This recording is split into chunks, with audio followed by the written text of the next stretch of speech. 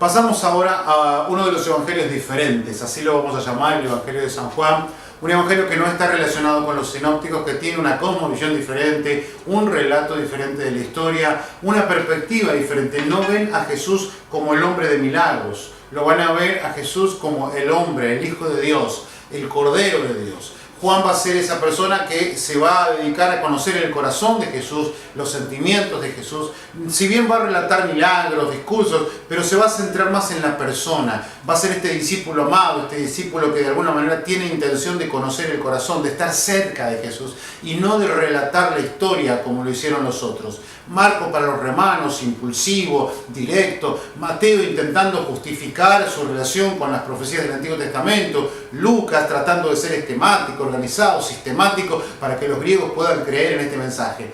A Juan no le importan esas cosas. Juan está dedicado a hablar del amor de Dios, de la presencia de Dios en Cristo, de la plenitud del amor que excede todo conocimiento, de ese amor que puede invadir a las personas, de ese amor que mueve a misericordia, de la característica esencial. Y de hecho en sus cartas, también lo vamos a ver, las cartas de Juan, un hombre muy particular, un hombre muy tierno, un hombre muy dulce, un hombre que de hecho algunos libros de historia, cuando hablan acerca de la muerte de Juan, dan a entender como la muerte del amor. ¿Por qué? Porque este era el hombre que tenía misericordia por la gente, aquel que de alguna manera expresaba con una compasión extrema la pasión que Jesucristo había logrado transmitirle a él y que no había posteriormente en los discípulos y sucesivamente en la generación siguiente una relación con el amor como la tenía Juan.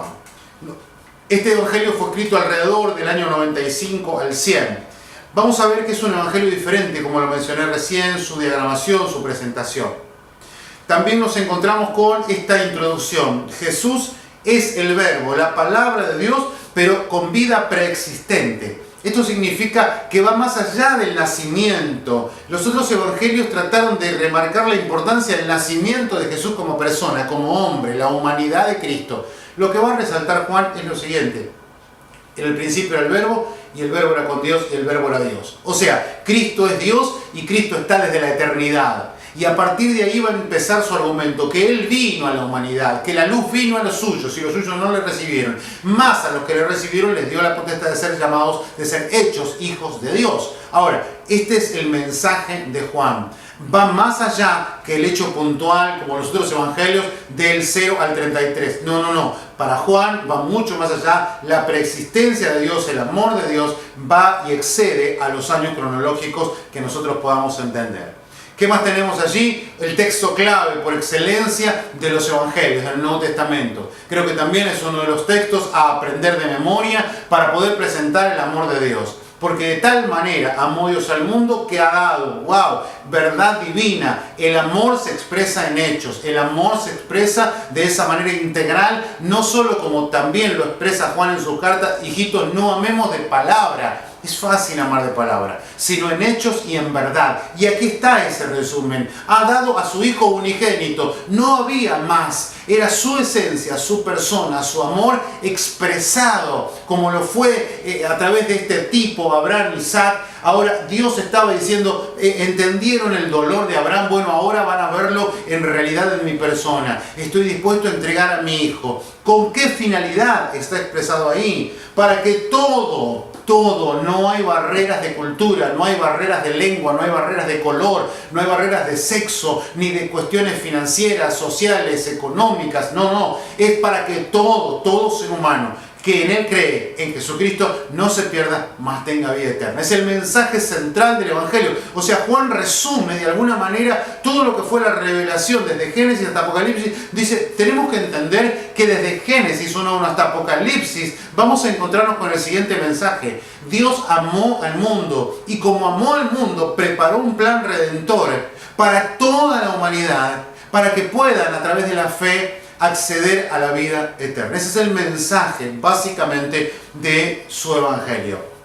¿Qué más nos vamos a encontrar? Que tiene 7 milagros y 7 discursos. Cuando pensamos en eso, no son los milagros tal vez lo que caracterizan al Evangelio de Juan. No son los discursos, como dije, es la persona, es el individuo. Pero si bien nos vamos a encontrar con algunos milagros, y vamos a pasar al siguiente punto donde vamos a ver algo interesante. Antes de eso, la palabra Padre. Cuando pensamos en esta palabra, también tenemos que de alguna manera hacer como un quiebre en la historia.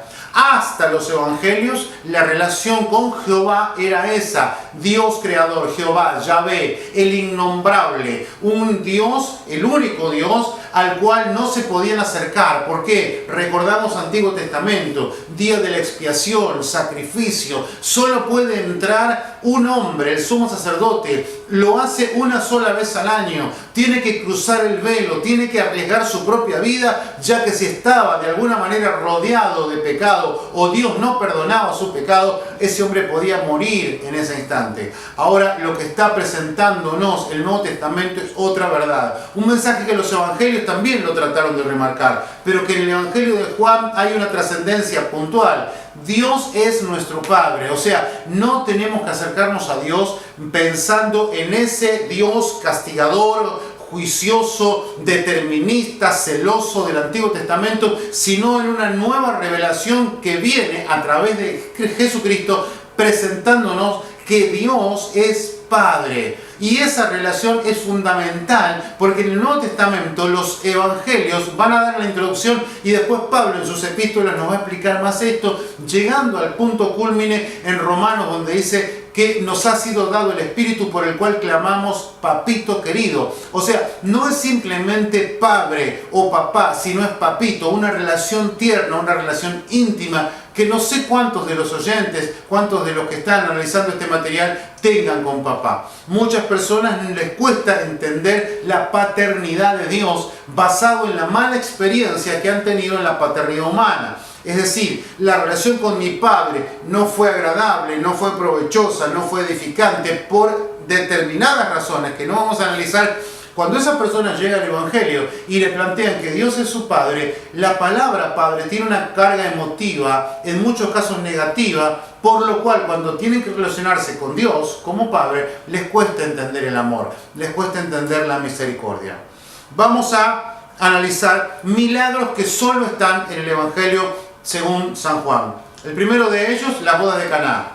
No está relatado en otro lugar. Un pasaje muy, pero muy agradable, muy lindo de analizar, porque llegan a unas bodas y la madre de Jesús, María, entendiendo la circunstancia que está viviendo esta familia, le dice a la gente: háganle caso a lo que diga Jesús, a lo que diga mi hijo. Y Jesús le viene diciendo: no ha llegado mi hora. Sin embargo, accede a esa necesidad y todos conocemos, creo, manda a traer unas tinajas llenas de agua y él hace el milagro de convertirlas en vino para esa fiesta.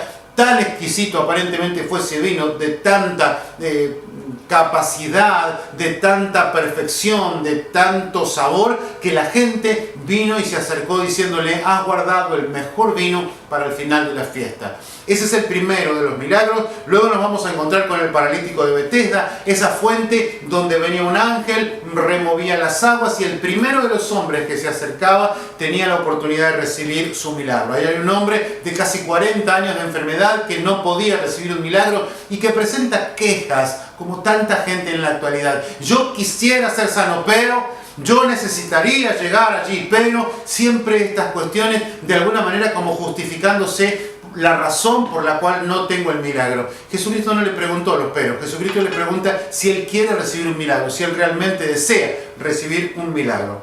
Ahora, vamos a pasar al tercero de estos y nos encontramos con el ciego de Jerusalén. Milagros de Jesús, un hombre que recibe sanidad de manera milagrosa. Y el cuarto es la vida y obra, la resurrección de este amigo de Jesús que es Lázaro. Hermano de Marta y María, una casa en Betania a la cual Jesús iba recurrentemente, un lugar al cual le agradaba llegar porque realmente había gente que lo trataba con amor y había particularmente una mujer en esa casa que estaba dispuesta a dejar todo de lado con tal de adorarlo, de oír sus palabras, de concentrarse en el mensaje que Jesucristo tenía. De hecho, es un lugar al que pocas veces se menciona tanto que Jesús visitaba. Jesús estuvo en la casa de María por lo menos en 3 oportunidades, mientras que en las casas de tantas otras personas, él fue a la casa, por ejemplo, de Mateo, fue también a la casa de un hombre llamado Simón, fue también a la casa de Zaqueo. Es decir, él se acercaba a distintas casas. Sin embargo, en Betania había un lugar al cual le agradaba ir y era justamente porque allí lo amaban, lo respetaban y estaban dispuestos a oír su mensaje sin pedirle nada a cambio. O sea, no había una motivación de traer a Jesús con la finalidad de sacar algo de esa visita, sino simplemente oírlo, estar allí a sus pies para escuchar su mensaje. Algo más que podemos entender es que este libro se escribe, como lo vimos, al final del siglo I, alrededor del 95 al 100 después de Jesucristo. Vamos a analizar en este momento las tres cartas. De una manera breve, son cartas pequeñas, vamos a ver la extensión de cada una de estas cartas, y las mismas se escriben alrededor entre el 85 y el 95 de nuestra era cristiana. ¿Qué es lo que tenemos allí en primera instancia? La primera carta, 5 capítulos, destinada a aquellos que él llama, Juan, hijitos y amados. Un término muy particular para Juan. Juan es un hombre ya mayor, posiblemente está cerca de los 80 o 90 años, y tiene un amor, una misericordia, y los llama con este término tan cariñoso, hijitos míos. En muchas oportunidades él se va a referir de esta forma a la iglesia de Jesucristo. No es literalmente una cantidad de personas puntual como hijitos, sino es la iglesia a la cual dice: ustedes son mis hijitos y son mis amados. Personas a las cuales yo amo, personas a las cuales quiero ministrar. La segunda carta, obviamente mucho más corta, solo 13 versículos, está dirigida a la señora elegida. Algunos escritores sostienen que puede ser una iglesia puntual y otros se refieren a que es la iglesia de Jesucristo como una mujer, iglesia, como el lugar donde se reúnen. Algunos sostienen que es una casa puntual específica y otros una idea de una carta como circular para la iglesia del Señor, esta señora elegida, esta dama elegida, la novia del Señor, que está distribuida en distintos lugares geográficos. El tercer libro, la tercera carta que nos vamos a encontrar es lo siguiente. Una carta de 15 versículos. Allí nos encontramos nosotros con esta verdad donde se va a presentar otro destinatario, Gallo, un hombre individual, un hombre al cual Juan le va a aconsejar, le va a recomendar una virtud maravillosa, esta capacidad de hospedar, esta capacidad de ser misericordioso con los demás, esta necesidad de brindar el afecto y el amor a las personas.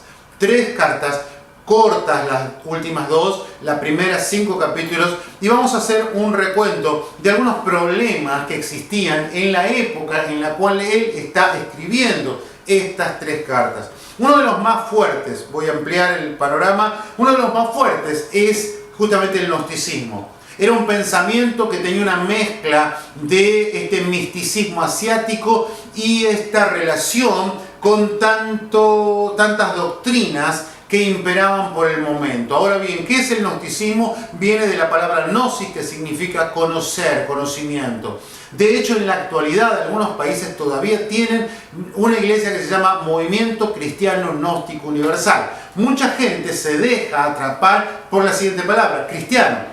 Ahora bien, lo que sostenían ellos era justamente que Dios, el verdadero Dios para ellos, el único Dios, era santo, puro y perfecto. Ahora, el Dios de los cristianos para este grupo gnóstico no era necesariamente el mismo Dios. Era un Dios de inferior rango, era una divinidad, una manifestación de la esencia perfecta de Dios, donde cuando uno analiza el gnosticismo es que este Dios perfecto, puro, justo, tenía como emanaciones, como frecuencias que iban saliendo de él, y en cada uno de esos niveles había divinidades, y para estos, una de estas divinidades era Jesucristo. ¿Por qué?